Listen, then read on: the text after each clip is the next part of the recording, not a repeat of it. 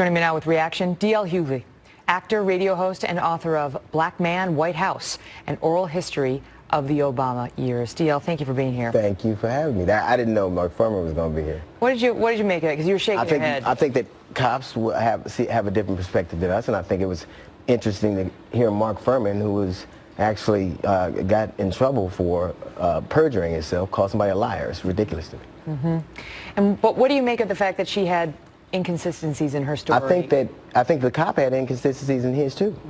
To me. So then you let the evidence play out. Here's my problem. It is my belief that no matter what happens, no matter what we see, the cops are given a presumption of innocence. If that same tape showed a suspect doing something, that would be all the prosecution would need. And they would say the evidence is all right here. But a cop gets a presumption of innocence that is, no matter what they see, we can see somebody getting shot to death. They go, we don't know what happened before. We don't know what happened after. I know this, that in a state, in both these states, a lot of men in Louisiana, 40 to 47% of people carry guns.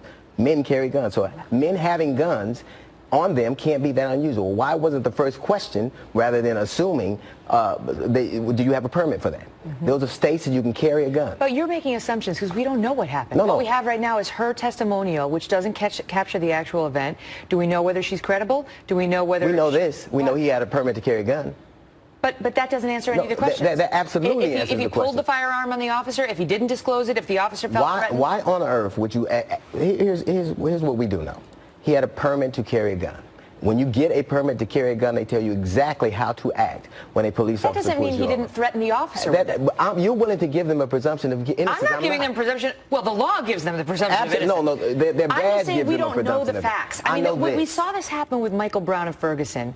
And we still don't know the facts there. We have a police officer's word and a grand jury's word. No, we have the Department of Justice's word. The Department of Justice shut down Ferguson. Ferguson had to be shut down because it was so corrupt. The Department of Justice found that the police there had endemic racism. They found that. Right. But they also exonerated Officer Darren Wilson. That's not a... And they found hands up, don't shoot was a lie. Let me ask you something. And that Michael Brown was the aggressor. Wow. Here's what I'll say. Don't wow me. Don't tell me not to wow you. I can say wow if I want to, and I'll tell you this. I'll tell you this. They found systemic racism, right?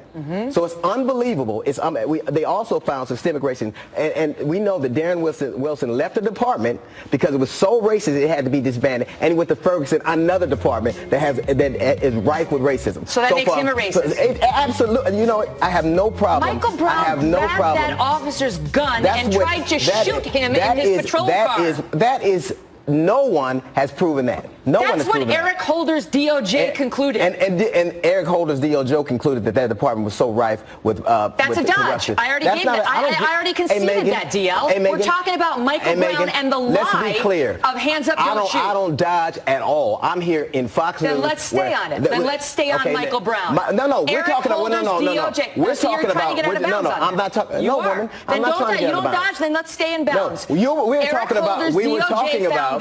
were talking about the young man that just got murdered in Minnesota. And the rush to judgment and the assumption you know something when you don't actually know it. First off, what I'll tell you is this. It is not uncommon for you all to see one thing. The only place racism doesn't exist is Fox News and the police department. That's the only place. That's absolutely true. That's insulting. You just insulted millions of people watching this channel. And you know what? I'm insulted by the things I hear on this network, so we're even. I could care less about insulting people that insult me on a daily basis. You're making a point that is, before the insults, the point you started to make is true, and we can talk about that whites perceive the situation when it comes to these I think a lot of people on this network have never seen a black man that anything deserved. Could you hold the insults for a second so we can have a productive conversation? You were going to make the points that whites see certain incidents differently than blacks do, and we saw that in the O.J. Simpson case when the verdict came down. I'll give you that. Most reasonable people will give you that. But you know what shuts down all reasonable dialogue is throwing out the term racism before it's been proven. You know what's, first off, I'll say this. I believe that there is a benefit of the doubt given to police officers that's not given to anybody else. And maybe, obviously they do a tough job. You can't, in 2006, the FBI came out with a report that said that police departments were rife with white supremacists. Said it, not me. So why wouldn't I believe, if I know that? I don't know a black man that hasn't had a run-in with a police officer, from the highest to the lowest. So you've been backed up on that by many people. My perception of this is based on the experience I've had, just like yours are. So I am not willing to give them a benefit of the doubt. I have seen a lot of things.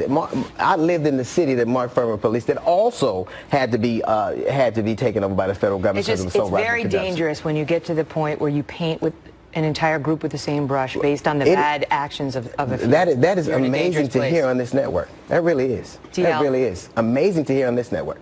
The only place racism. Thanks for being here. Thank you for having me. Take care.